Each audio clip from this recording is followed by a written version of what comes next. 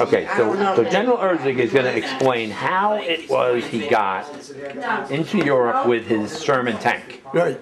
Okay. Now, I was stationed at a place called Devizes, England. Right. We trained in England at a place called Salisbury Plains. okay. We were training on Salisbury Plains.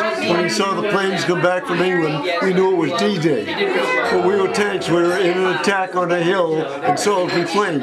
That was June 6th. Right. But the infantry landed at Utah Beach. Right. And they had to make to put an armored division, Right. of which I was in, Right. on the ground. It took a lot of land because we have tanks, half-tracks, trucks, jeeps, engineer equipment, ordnance. It takes a lot of land, and the infantry were... had to secure all that land first. The infantry had to overcome flooded roads, flooded fields, and the things called the hedgerows. Oh boy. So they had tough going, and they were they were behind their timetable. Right. So they were not getting what we called a beachhead or a Right. bridgehead big enough so that the tanks could come over. So I did not land in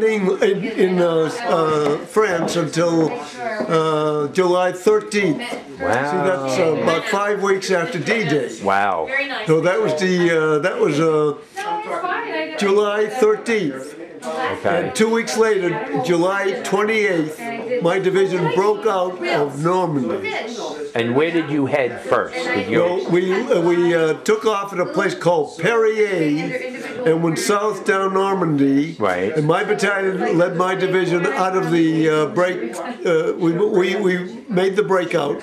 We were down south, a direct road. The first city we captured was a place called Coutances. Okay. Coutances. Right. And by capturing Coutances, it ensured that the breakout was successful. And then we continued on down the peninsula to a place called Avranches, which was at the base of the Normandy Peninsula. Right. And we reached that and took it on the 31st of July. And then we moved into Brittany. After we left Avranches, we moved into Brittany. So you went south and west. Directly south. Okay. At this point. Right. And we went into Brittany. Right. And on the 1st of August was the day that Patton's Third Army was activated. Until then, we had fought on the First Army, the only army. Now we had a First Army and a Third Army. Got it. Patton was activated on the 1st of August, the day after we captured Avranches. Okay. Once we broke out of Avranches, it opened up all of France. Brittany to the west, Right. the Loire to the south, Right. and the rest of France, the wide part of France to the left. Okay, so when you started going east, that was in August? August. And then, like, were you going full steam east? Like, what was holding you back? Nothing was holding us back. Okay.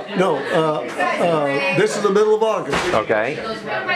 Patton said we had operated under mission type orders. When I was in the service schools, we studied operation officer, 5-paragraph. This was long involved. We had no time for that 5-paragraph field orders. We had mission type orders. Right. Patton said to us, go east and go like hell. And we did.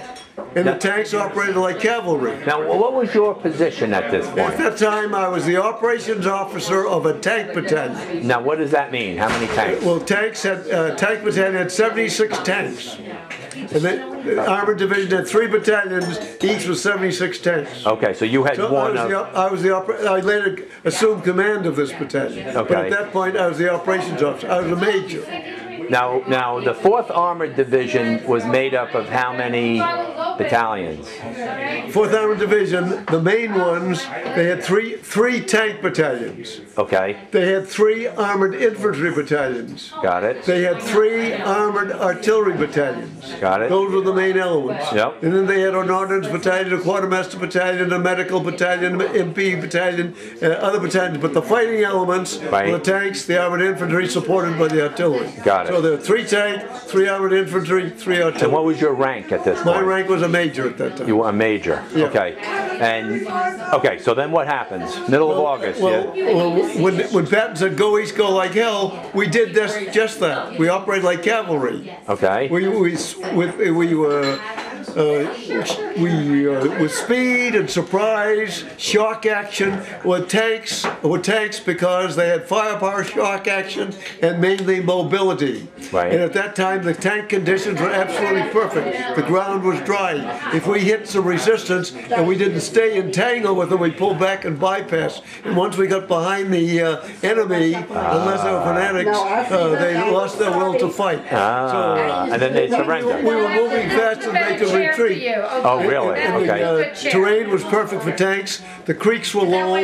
The tanks could ford most of the creeks and rivers. Right. We could operate anywhere, and we bypassed. And the tankers' battle cry was bypass and haul ass, and they did that. So, and we advanced.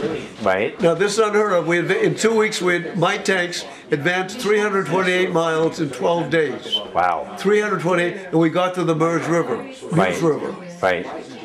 Okay. And when we got there, we were ecstatic because the German border was only 60 miles away, and the Rhine River another 80 and 60, 140 miles. We had already gone twice that in 12 days. Patton said we could be at the Rhine in 10 days. I believed him, and then now we were stopped. Were they keeping up with you with the fuel and everything? No, that's where we stopped. Really?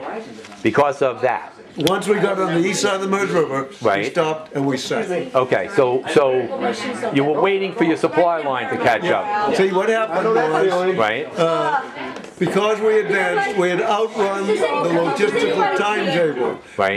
The planners never envisioned us to be that far out in front. Okay. So you had gasoline at the port, Carenton, you had gasoline on the beaches. The problem was getting the gas forward to all the troops. Okay. So we had the Canadian Army, the British Army, the First Army, and the Third Army all wanting gasoline. Right. But there was not enough, and we had something called the Red Ball Express. You may have heard about that.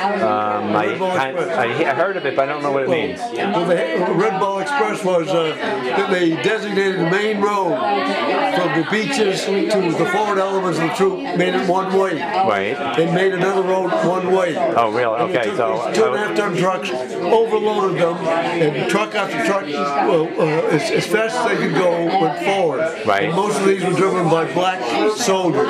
Really? And the empty trucks would come back on the other one, and they'd load them up and back. But even that wasn't enough. Really? So I now had to make a decision. Right. Give a priority. Pat was the winner. He was the guy in the movie, and a guy by the name of Montgomery, the loser, the slowest, and he was the one that got the gas. So all of this stuff, is that right? Yeah. So all of this stuff in the movie is really true. The way it was portrayed. I wrote a book about that. Gasoline to Patton, The Different War. Wow. Would you like the book? I would love it. Let me have your card. Okay, I will get you a card. Okay.